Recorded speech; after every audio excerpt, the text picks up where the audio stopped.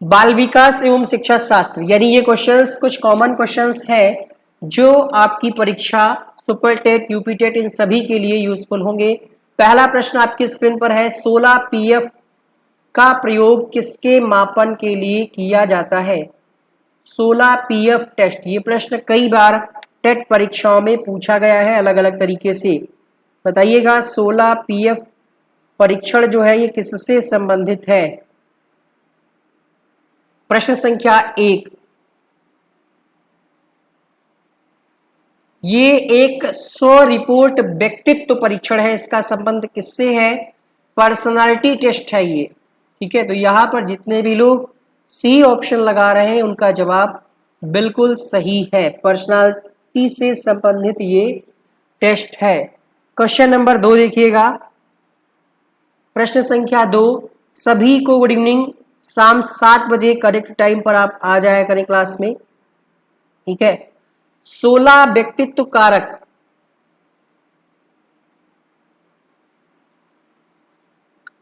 सोलह नाम बता दें क्या? बहुत वीडियो बड़ा हो जाएगा।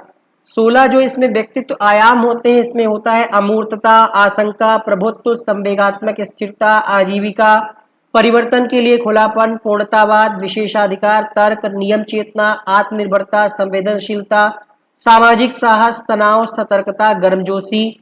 ये टोटल 16 व्यक्तित्व आयाम है। इसी पर आधारित है 16 पीएफ परीक्षण। और ये किसके सिद्धांत पर आधारित है? तो ध्यान रखिएगा, ये कैटल के सिद्धांत पर आधारित है। अगला प्रश्न, प्रश्न संख्या 2, भाटिया बैटरी का प्रयोग किसके परीक्षण हेतु किया जाता है? व्यक्तित्व, बुद्धि, ए और बी दोनों, इनमें से कोई नहीं। क्वेश्चन नंबर 2,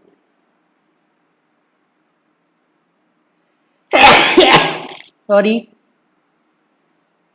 थोड़ा सा जुकाम है, ठीक हो जाएगा। तो बताइए, भाटिया बैटरी का प्रयोग किसके परीक्षण हेतु किया जाता है? क्वेश्चन नंबर 2, व्यक्तित्व, बुद्धि, ए और बी दोनों, या इनमें से कोई नहीं। तो भाटिया बैटरी परीक्षण जो है ये बुद्धि परीक्षण है। किससे संबंधित है? ये बुद्धि इंटेलिजेंस टेस्ट है। 1955 में जो सी एम भाटिया के द्वारा विकसित किया गया था। इसमें विभिन्न पैटर्न वाले कार्ड शामिल होते हैं और बच्चों को अगेन सॉरी क्या हो रहा है, हाँ तो देखिएगा इसमें क्या होता है, बच्चों को पेंसिल उठाए बिना पैटर्न कुछ दिए जाते हैं और उनको खींचना होता है। जो ये आपका भाटिया बैटरी टेस्ट है, इसमें 5 उप परीक्षण भी शामिल हैं। इनके नाम नोट कर लीजिएगा, प्रश्न बन सकता है कि इनसे संबंधित और कौन कौन से परीक्षण हैं। तो इससे संबंधित 5 उप टेस्ट है। नंबर 1 पे है पैटर्न ड्राइंग परीक्षण, पैटर्न ड्राइंग परीक्षण। दूसरा है कोह का ब्लॉक डिजाइन परीक्षण, आपने नाम सुना होगा कोह। तीसरा है चित्र निर्माण। चौथा है अलेक्जेंडर पास। पांचवा है अंकों के लिए तत्काल स्मृति परीक्षण। ये 5 है टोटल, उप हैं, इसी के अंतर्गत उप परीक्षण आते हैं। तीसरा प्रश्न, स्वकेंद्रित अवस्था कितनी होती है, मतलब किस आयु वर्ग को हम स्वकेंद्रित अवस्था के अंतर्गत जानते हैं? प्रश्न संख्या 3। वीडियो को लाइक कर दीजिए ताकि क्लास में संख्या बढ़ सके, क्योंकि जितना ज्यादा आप लाइक करेंगे क्लास में लाइव वाचिंग की संख्या उतना बढ़ जाएगी। आप यकीन ना हो तो अभी लाइक करके देख लीजिए, क्लास में संख्या बढ़ जाएगी। ठीक है, ज्यादा ही कुछ खांसी आ रही है। ठीक है कबूतर। प्रश्न संख्या 3 की अगर हम बात करें तो 3 से 6 वर्ष स्वकेंद्रित अवस्था कहलाती है। स्टार्टिंग के जो 3 से 6 वर्ष की अवस्था जो होती है। अगला प्रश्न देखिएगा,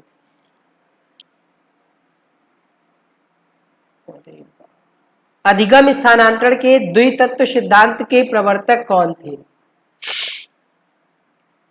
द्वितत्व सिद्धांत क्या थॉर्नडाइक ने दिया, युंग ने दिया, स्पीयरमैन ने दिया? इनमें से कोई नहीं, सेम हालात हैं। प्रश्न संख्या 4, स्पीयरमैन ने दिया द्वितत्व सिद्धांत, जी और एस।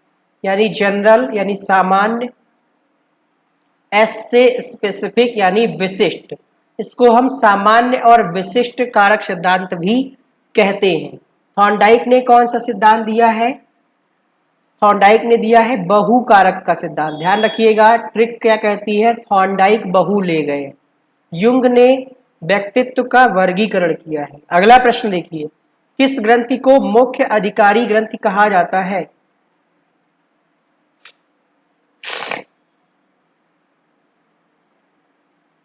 किस ग्रंथि को मुख्य अधिकारी ग्रंथि कहा जाता है? प्रश्न संख्या 5। पीयूष ग्रंथि को मुख्य ग्रंथि अधिकारी, मतलब ये मेन होती है इसीलिए इसको अधिकारी भी और मुख्य ग्रंथि भी कहा जाता है। अगर प्रश्न आपसे पूछ ले कि पीयूष ग्रंथि किस प्रकार की ग्रंथि है, तो ये अंतःस्रावी ग्रंथि है। कैसी? अंतःस्रावी ग्रंथि है। इसका आकार पूछा जा सकता है कि कैसा होता है ना। ऑप्शन दे देगा चावल के आकार का, मटर के आकार का, या मटर के दाने के जैसा। तो ध्यान रखिएगा, जो पीयूष ग्रंथि होती है इसका आकार मटर के दाने जैसा होता है। तो वजन इसका लगभग 0.6 ग्राम। ठीक है, चलिए पीयूष ग्रंथि के बारे में आपने जाना। क्वेश्चन नंबर 6, दंड मुक्त शिक्षा से संबंधित नियम कब लागू हुआ? बहुत सारे लोग इस प्रश्न का आंसर गलत करने वाले हैं, जानते हुए भी गलत करने वाले हैं। क्वेश्चन नंबर 6 का उत्तर करिएगा, दंड मुक्त शिक्षा से संबंधित नियम। क्वेश्चन नंबर 6 की अगर हम बात करें तो आरटीई एक्ट आपने पढ़ा होगा। ये आया था कब? इसको हम कहते हैं आरटीई एक्ट 2009, बट ये लागू हुआ 1 अप्रैल 2010 से समस्त पूरे भारत में। कुछ लोग 2005 लगा रहे हैं। ठीक है, आपने आरटीई में पढ़ा होगा कि बच्चों को दंड नहीं दिया जाएगा, और बहुत सारे नियम आए थे कि प्रत्येक 1 किलोमीटर पर प्राथमिक विद्यालय, 3 किलोमीटर पर उच्च माध्यमिक, और इसके अलावा कई सारी चीजें इसमें शिक्षकों के कार्य घंटे निर्धारित किए गए, छात्र शिक्षक अनुपात निर्धारित किया गया। ये सब चीजें आरटीई के अंतर्गत निर्धारित की गई। अगला प्रश्न देखिए, प्रश्न संख्या 7, दंड के कितने प्रकार हैं? ठीक है, हालांकि ऐसे प्रश्नों का कोई फैक्चुअल नहीं हो सकता है, बट यहाँ पर ये प्रश्न जान लीजिए। हम आपको बता दें क्योंकि ये जो प्रश्न है आपका सुपर टेट में टॉपिक है, आप पढ़ेंगे जीवन कौशल में ही आपको ये दंड वाला टॉपिक मिल जाएगा।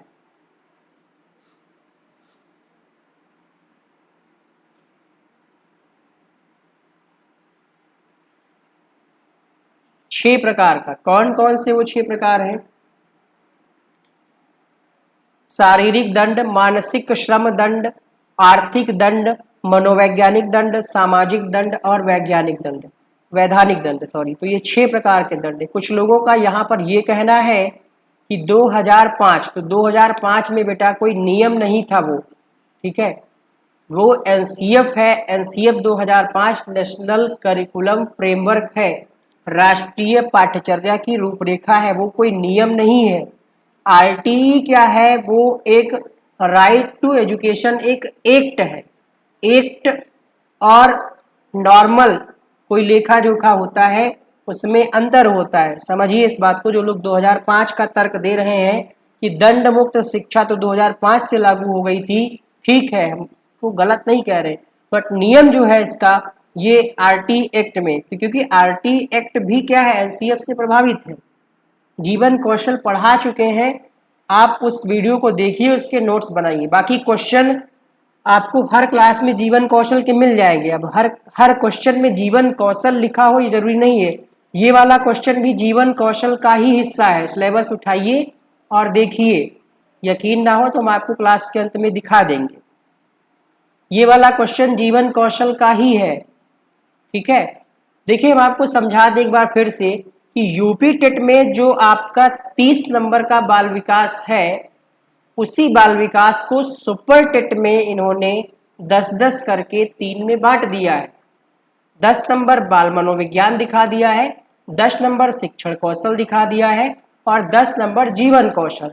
जीवन कौशल के अंतर्गत आप देखेंगे अगर सही से, थोड़ा सा मेच्योरिटी लाइए अपने अंदर।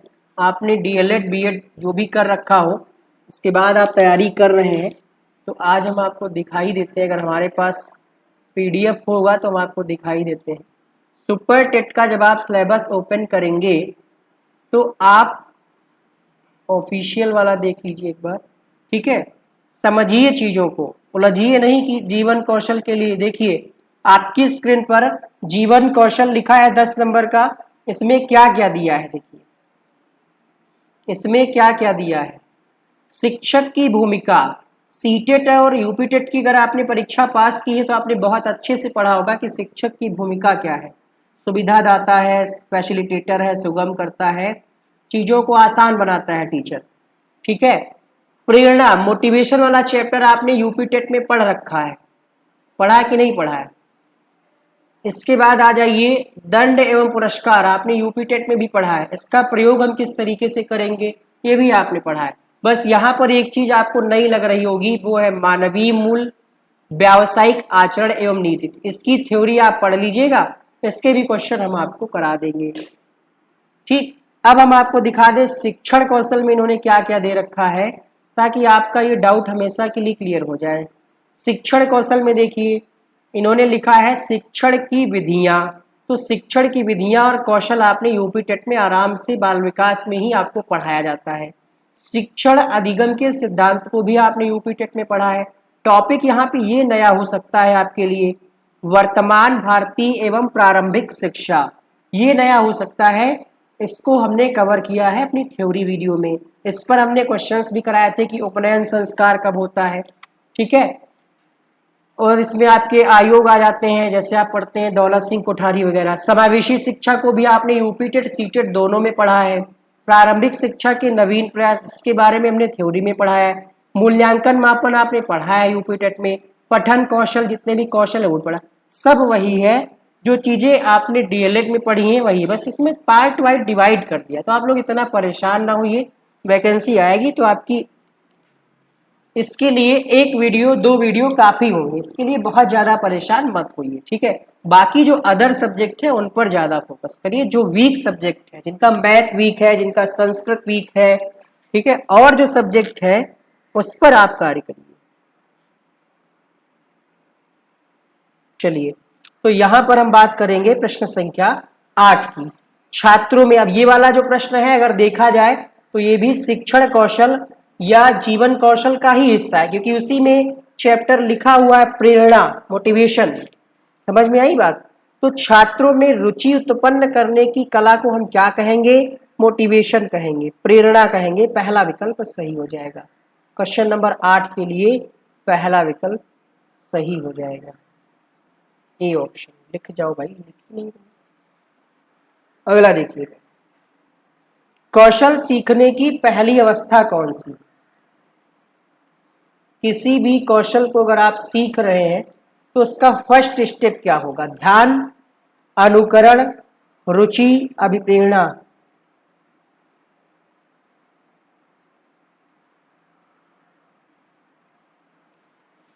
देखिए सबसे पहले हम किसी भी चीज को सीखते हैं तो उसका अनुकरण करते हैं, फॉलो करते हैं, B option. Question number 10, dyslexia में यह करने में कठिनाई होती है। क्या करने में कठिनाई होती है डिस्लेक्सिया में। डिस्ले, हमने आपको बताया डिस्ले, ले से याद रखिएगा ये क्या है,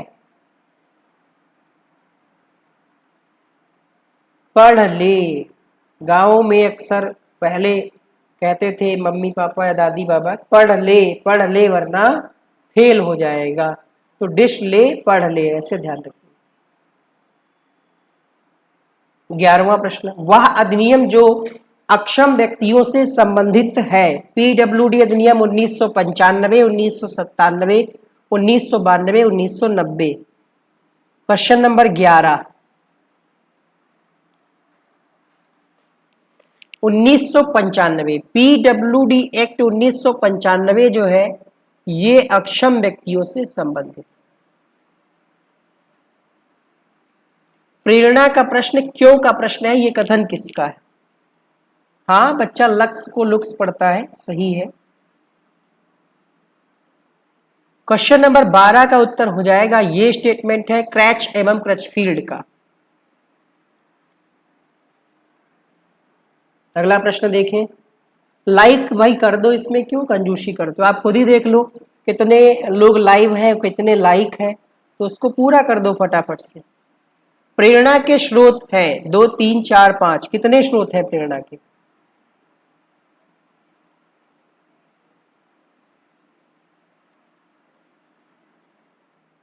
क्वेश्चन नंबर, थोड़ा सा क्लास रुक सकती है, आप लोग कहीं जाइएगा नहीं।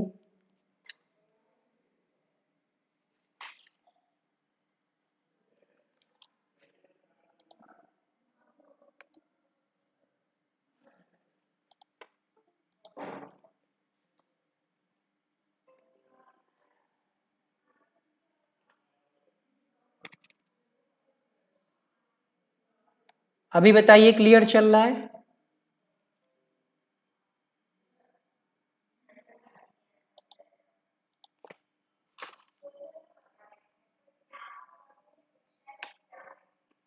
बताइए, अभी क्लियर है?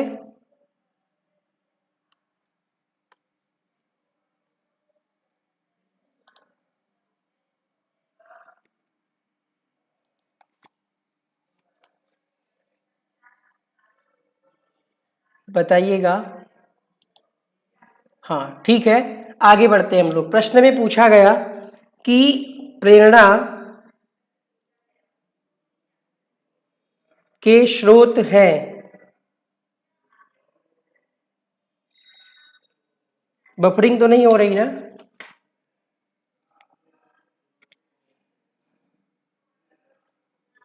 बफरिंग तो नहीं हो रही है? चलिए प्रश्न संख्या 13 की ओर बढ़ते हैं।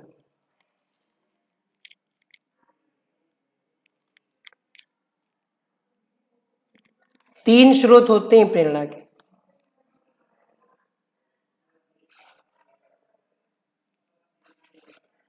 तीन कौन कौन से स्रोत होते हैं? आवश्यकता, चालक, उद्दीपन। आवश्यकता, चालक और उद्दीपन। अगला प्रश्न देखिएगा, समाज सुधार में सर्वाधिक योगदान किसका है? नेता, डॉक्टर, इंजीनियर, शिक्षक। Question number 14। 14वें प्रश्न का उत्तर होगा, सबसे ज्यादा योगदान रहता है शिक्षक का। कक्षा में पढ़ाते समय एक छात्र सो रहा है, आप क्या करेंगे? कक्षा से भगा देंगे, मारेंगे, घर शिकायत करेंगे, कारण जानेंगे। प्रश्न संख्या 15 उत्तर हो जाएगा यहाँ पर। सबसे पहले हम कारण जानेंगे, क्यों सो रहा है। हो सकता है रात भर जगा हो, कोई आवश्यक कार्य किया हो, घर में शादी हो बहन की, या किसी की भी शादी में गया हो, डांस किया हो रात भर, कोई भी कारण हो सकता है, हम जानेंगे। शिकायत करने से पहले, मारने से पहले हम रीजन पता करेंगे। अगला प्रश्न, बुद्धिमत्ता का जनक किसे कहा जाता है? Galton, William Wundt, John Dewey, कोई नहीं। फ्रांसिस गाल्टन, क्योंकि इन्होंने बुद्धि शब्द का प्रयोग सबसे पहले किया। 120 या इससे अधिक आईक्यू वाले बालक को किस श्रेणी में रखा जाएगा?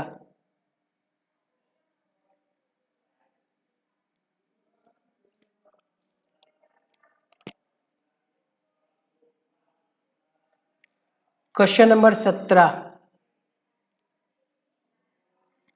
प्रखर बुद्धि। राष्ट्रीय साक्षरता अभियान की शुरुआत कब हुई?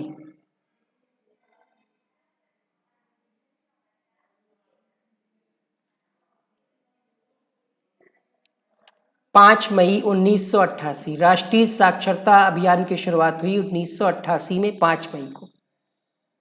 डाल्टन विधि का प्रवर्तक कौन है?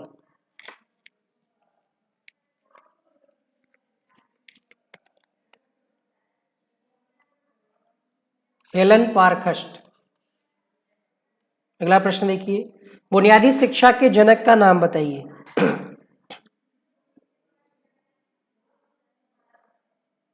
बुनियादी शिक्षा के जनक का नाम बताइए। प्रश्न संख्या 20, महात्मा गांधी। नई तालीम भी इसको कहा गया।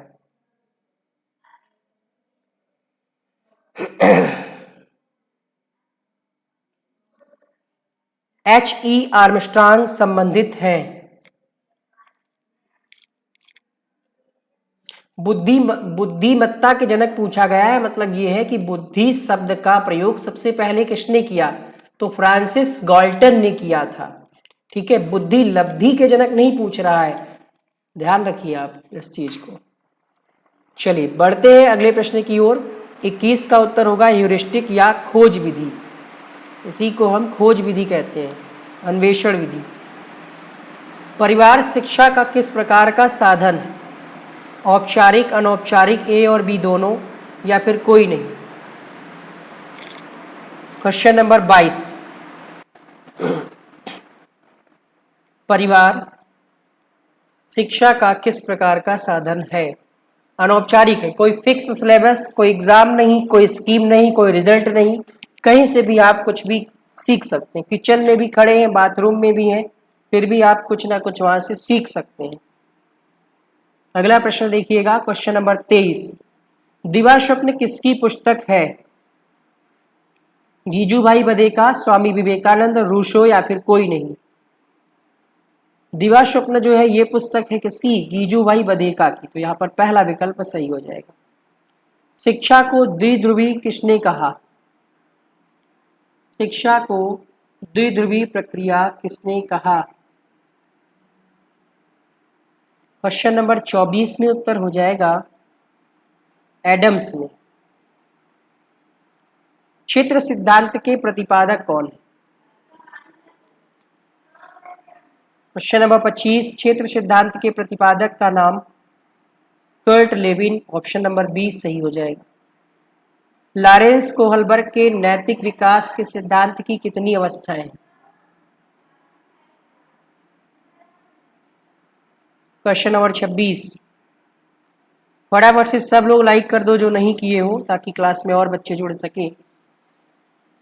26 के लिए उत्तर हो जाएगा 6 अवस्थाएं।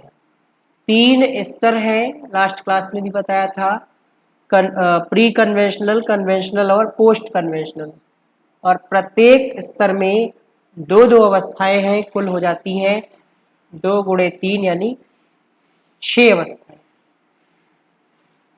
सूझ द्वारा सीखने के सिद्धांत का प्रतिपादन किसने किया? Pavlov, Kohler, Skinner, Vygotsky.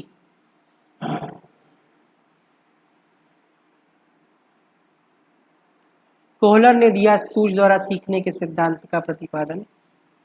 Question number 28, परियों की कहानी को किसने महत्व दिया? किंडरगार्टन, मॉन्टेसरी, प्रोजेक्ट, या फिर कोई नहीं?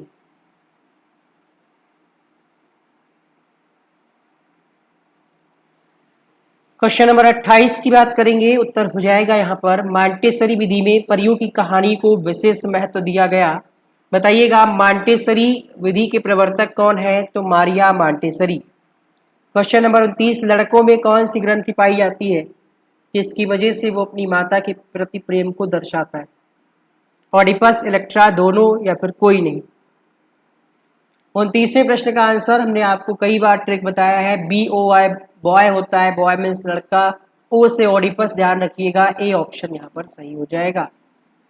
अगला प्रश्न देखिएगा, प्रश्न संख्या 30, नवजात शिशु का भार कितना होता है? 7 से 9 पाउंड, 16 पाउंड, 4 पाउंड, या फिर 12 पाउंड? क्वेश्चन नंबर 30,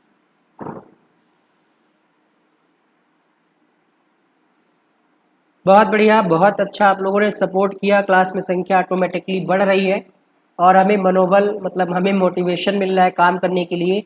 लाइक अभी भी कम है, क्या कमी है क्लास में जो आप लोग लाइक नहीं करते?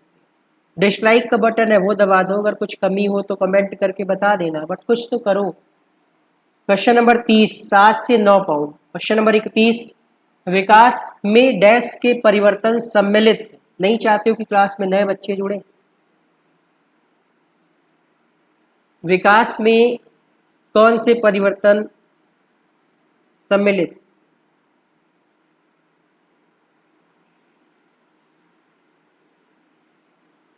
इकतीसवां प्रश्न उत्तर हो जाएगा यहाँ पर, गर्भावस्था से मृत्यु तक जो भी परिवर्तन होते हैं उसको हम विकास के अंतर्गत पढ़ते हैं। अगला प्रश्न देखिएगा, क्वेश्चन नंबर 32। निम्नलिखित में से कौन सा एक उत्कृष्ट गत्यात्मक कौशल का उदाहरण है? 4 पाउंड लगा रहा है कोई?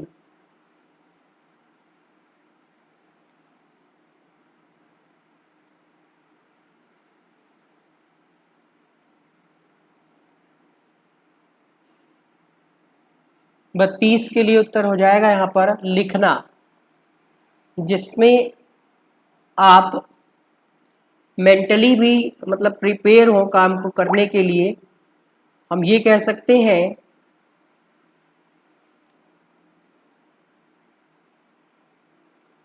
गत्यात्मक विकास का मतलब यही हुआ कि आप मेंटली और शारीरिक रूप से उस कार्य को करने के लिए एक्टिव हो। उत्कृष्ट गत्यात्मक कौशल का मतलब हुआ उंगली की निपुणता और आंख हाथ के समन्वय में बाल्यावस्था के दौरान काफी सुधार होता है। इसमें पकड़ना, लिखना, संतुलन बनाना, लक्ष्य बनाना आदि आ जाते हैं। कक्षा में एक दृश्य शिक्षार्थी को पढ़ाने के लिए आप किन तत्वों को शामिल करना चाहेंगे?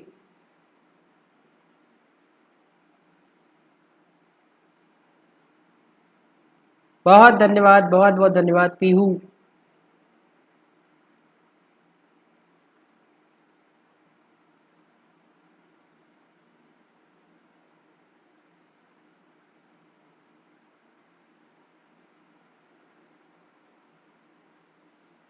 क्वेश्चन नंबर 33 आपने पढ़ लिया होगा, मानचित्र आरेख कल्पना। दृश्य बाधित नहीं लिखा हुआ है, दृश्य शिक्षार्थी जो देख सकता है। डी क्यों लगा रहे हैं? दृष्टि बाधित थोड़ी लिखा है। अच्छा, डी में ये सभी दिया है, सही है, हमें लगा ननाबदीज दिया है। अगला प्रश्न देखिएगा,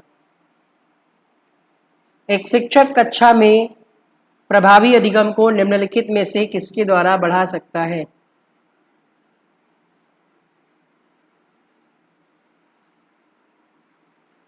क्वेश्चन नंबर 34।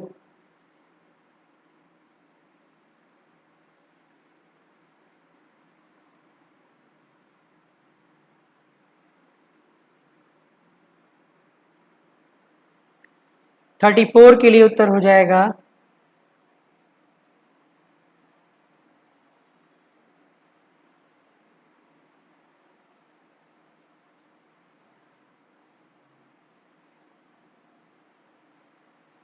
बीरू द्विवेदी,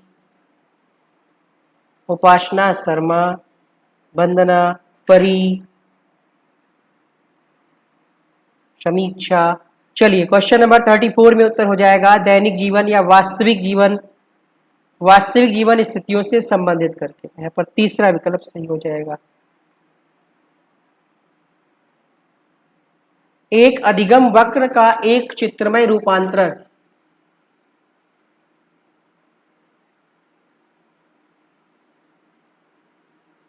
एक अधिगम वक्र, अधिगम का जो वक्र बनता है इस तरीके से कुछ अगर हम बना दें एग्जाम्पल के लिए, उतना क्लियर तो नहीं बन पाएगा, ऐसा है। तो ये क्या दर्शाता है? अगर ऐसे हमने बना दिया, मान लिया ऐसे ही बना दिया, तो ये क्या दर्शा रहा है?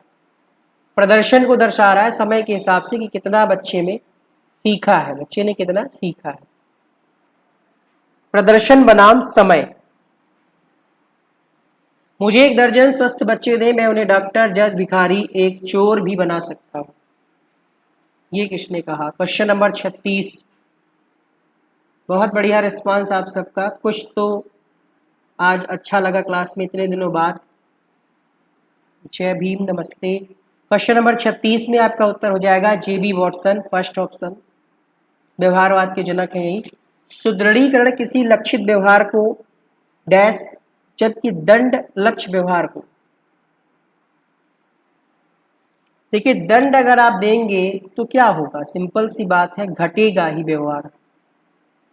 किसी को भी अगर आप दंड देंगे तो आपका व्यवहार वहां पर धीरे धीरे धीरे धीरे कम हो जाएगा, अधिगम में तो खास। तो घटाता वाला ऑप्शन चूज कर लीजिए। सुदृढ़ीकरण होगा तो व्यवहार और अच्छा होगा, बढ़ेगा व्यवहार। ठीक है, ठीक है, मासूम उपासना, बहुत बढ़िया। दूसरा विकल्प यहाँ पर सही हो जाएगा। कुछ लोग नाम लेने के लिए कुछ भी लिखते रहते हैं। चलिए लास्ट में नाम ले लेंगे एक तरफ से सबके, कोई नहीं बचेगा। स्वाभाविक उद्दीपक के समान उद्दीपकों पर प्रतिक्रिया करने के लिए बच्चे की प्रवृत्ति कहलाती है तत्परता, अर्जन, विभेदन, सामान्यीकरण। Question number 38।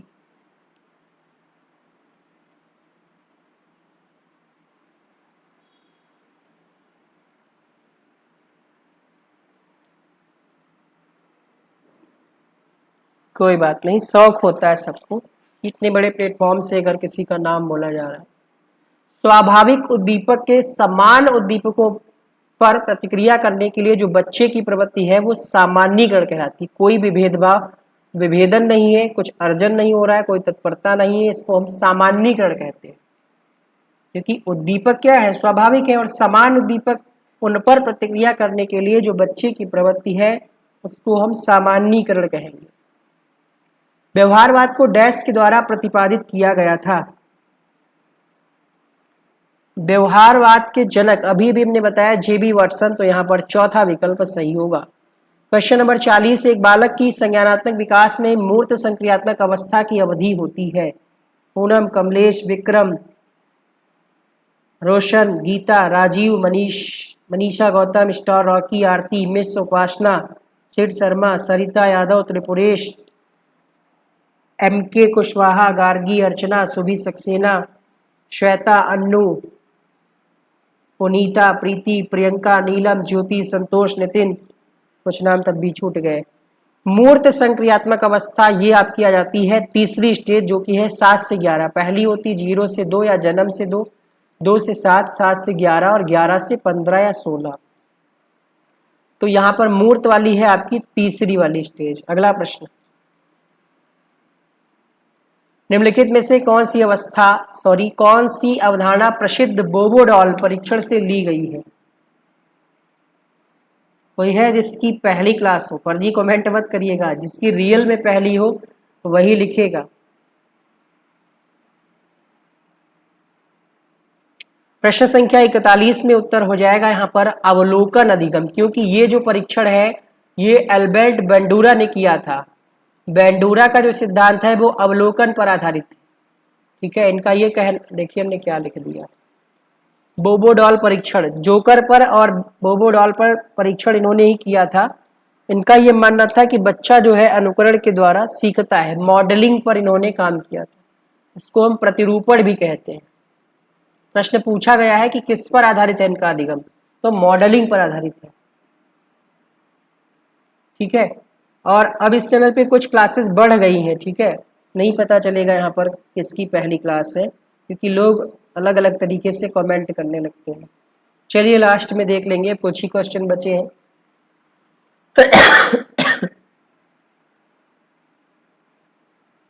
क्वेश्चन है, प्रयत्न एवं त्रुटि का सिद्धांत किसके द्वारा प्रतिपादित किया गया?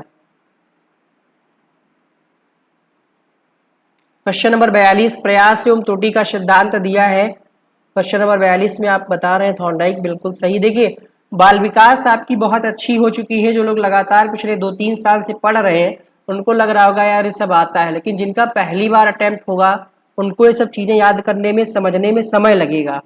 समझ रहे हैं बात को? तो अगर आपको आ रहे हैं क्वेश्चंस तो रिवीजन करिए। समझ लीजिए कि आप रिवीजन कर रहे हैं, चीजें आप भूलेंगे नहीं। अगर आप रिवीजन नहीं करेंगे तो आता हुआ भी एक समय ऐसा आएगा कि आप भूलने लगेंगे। ठीक है, और कई बार ऐसा होता है, कोई जरूरी नहीं कि 50 क्वेश्चन में, हो सकता है कि 50 में आपको 50 नए मिल जाए। 50 में अगर 5 नए भी मिल रहे हैं तो हो सकता है कि वो आपके लिए कहीं ना कहीं 5 क्वेश्चन आप नए सीख रहे हैं, और उसी में से अगर आपकी परीक्षा में 1 या 2 प्रश्न आ गए तो आपका काम हो जाएगा। और 45 क्वेश्चन तो आप रिवाइज कर ही रहे हैं ना। चलिए प्रश्न संख्या 43 उत्तर हो जाएगा, समस्या समाधान जो है रचनात्मक विकास के लिए आवश्यक है। फर्स्ट ऑप्शन यहाँ पर सही होगा। अगला प्रश्न है, उस शिक्षण पद्धति का नाम क्या है जिसमें किसी साधन या उपकरण का मौखिक प्रयोग या प्रदर्शन करके व्याख्या दी जाती है? ठीक है, हमारा 100 ग्राम खून बढ़ गया आज, क्योंकि क्लास में थोड़ा सा संख्या बढ़ गई है ना। वैसे संख्या कम रहती थी, आज संख्या आप लोगों ने बढ़ाई है। आप लोगों का बहुत बहुत धन्यवाद। एनर्जी मिलती है जब ज़्यादा लोग होते हैं तो और काम करने में मन लगता है। देखिएगा कल हम आपके लिए और नए नए क्वेश्चन बना करके हम लाएंगे। नया नहीं मिलेगा, नया क्या, सिलेबस वही है, फिर भी हम प्रयास करेंगे कि कल आपके लिए कुछ चीजें, कुछ क्वेश्चंस जरूर नए हम बना करके लाएं। प्रदर्शन विधि, क्योंकि प्रदर्शन करके व्याख्या देनी है तो प्रदर्शन विधि का प्रयोग करिएगा। अगला प्रश्न है, निर्दिष्ट शिक्षण कौशल डैश के माध्यम से प्राप्त किया जाता है।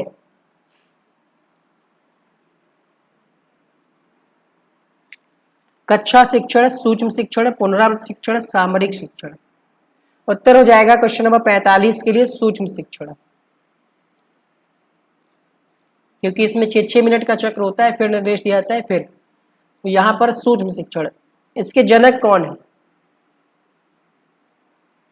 बढ़ गया है। 1 के तो अभी नहीं होगा, 1 के तभी होगा जब कोई एग्जाम का नोटिफिकेशन आ जाएगा, तब बच्चे पढ़ना शुरू करेंगे। अभी लग रहा है अभी क्या करें पढ़ करके, ऐसा है ना। चलिए, तो यहाँ पर बताइएगा आप लोग सूक्ष्म शिक्षण के जनक कौन है।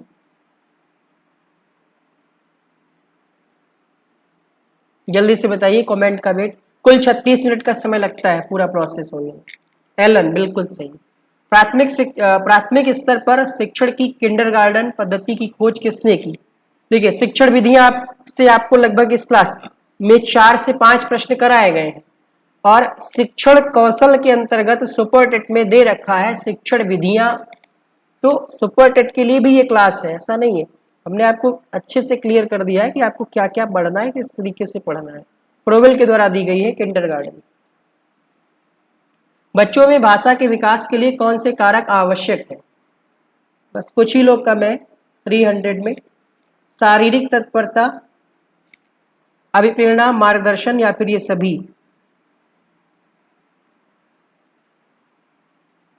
अमृता कुमारी, आरती, शिवम, मनीषा, अंशिका, साहिना, श्यामजी, कविता, राजीव, प्रिया, अलका, सुमन, विक्रम, रोशन, अतुल, पंडित, अंजलि, परी। क्वेश्चन नंबर 47 में आपका उत्तर हो जाएगा सभी चीजें जरूरी है। प्रगतिशील शिक्षा के संस्थापक और शिक्षा में अनुसंधान के पिता के रूप में जाना जाता है। लगभग 50% से ज्यादा इस प्रश्न का उत्तर लोग गलत करेंगे। चैलेंज है इस क्वेश्चन के लिए, जल्दी जल्दी से आंसर करिए। पूनम त्रिपाठी, अंशिका, रूबी, प्रियावर्ती, सोनालिका, अंजलि, कमलेश, राजीव, गोलू, रिया, सुमन, प्रिया, वंदना, कांति, दीपिका, सैफू, राजीव, रोशन, रूबी। उत्तर होगा यहाँ पर ऑप्शन नंबर डी, क्योंकि जॉन डीवी को प्रगतिशील शिक्षा का जनक कहा जाता है। किसको? जॉन डीवी को। तो यहाँ पर आपका उत्तर हो जाएगा इनमें से कोई नहीं। कौन उत्तर कर पा रहा है यहाँ पर? हाँ, ये तो फर्क पड़ता है। ठीक है, तो यहाँ पर हमने कहा था कि 50% से ज्यादा लोग इसका उत्तर गलत करेंगे, और आपने पढ़ रखा है, बस हमने ऑप्शन थोड़ा सा बदल दिए और आपका उत्तर गलत हो गया। प्रगतिशील शिक्षा के जनक कौन है? John Dewey. बहुत बार आपको पढ़ाया गया है, फिर भी उत्तर गलत हो गया। गलत हो गया ना कुसुम? चलिए, तो इसको नोट डाउन करिए, गलत नहीं होना चाहिए। सीखिए, चीजों को सीखिए। सामान्यतः बहिर्मुखी व्यक्ति, यानी बहिर्मुखी व्यक्ति की विशेषता क्या है? क्वेश्चन नंबर 49 में आपको उत्तर करना है। बहुत बढ़िया। अपनी भावनाओं को अपने पास रखता है, कुछ प्रकार से अलग रहता है, लचीलेपन की कमी होती है, वाणी में धारा प्रवाह और व्यवहार से मैत्रीपूर्ण होता है। क्वेश्चन नंबर 49 में उत्तर हो जाएगा, जो बहिर्मुखी व्यक्तित्व वाला बच्चा या व्यक्ति होगा, वाणी में धारा प्रवाह और व्यवहार से मैत्रीपूर्ण होगा, यानी फ्रेंडली होगा। हम ये कह सकते हैं। धारा प्रवाह बोलेगा, धुआंधार बोलेगा, जैसे हम बोल रहे हैं। बुद्धि का बहुबुद्धि सिद्धांत किसने दिया? स्पीयरमैन ने दिया है द्विकारक सिद्धांत, एल्फ्रेड बिने ने दिया है एक कारक सिद्धांत, थॉर्नडाइक ने दिया है बहुकारक सिद्धांत, हार्वर्ड गार्डनर ने दिया है आपका बहुबुद्धि का सिद्धांत। एक क्वेश्चन आपके लिए होमवर्क में छोड़ते हैं हम, आपको बताना है कि बुद्धि का समूह कारक सिद्धांत किसने दिया? कौन सा सिद्धांत? बुद्धि का समूह कारक सिद्धांत किसने दिया? इस प्रश्न का उत्तर आप लोग कमेंट बॉक्स में दीजिएगा। हम आपके लिए बहुत सारा काम करना चाहते हैं, मतलब बहुत सारे वीडियोस, बहुत सारी क्लासेस देना चाहते हैं। बस आप लोग थोड़ा सा सपोर्ट आप हमारा करिए, हम आपके लिए दिन रात एक कर देंगे। आपने देखा ही होगा पिछले साल और जब जब एग्जाम आए हैं, दिन रात क्लासेस चली हैं, रात रात जग कर के काम किया गया है। फिर से हम लोग लग जाएंगे। बस आपके सपोर्ट की आवश्यकता है। कम से कम 500 बच्चे तो क्लास में आए लाइव में, 1000 2000 ना आए, एग्जाम नहीं है, 500 बच्चे आएंगे तो अच्छा लगेगा। थैंक यू सो मच इस क्लास से जुड़ने के लिए।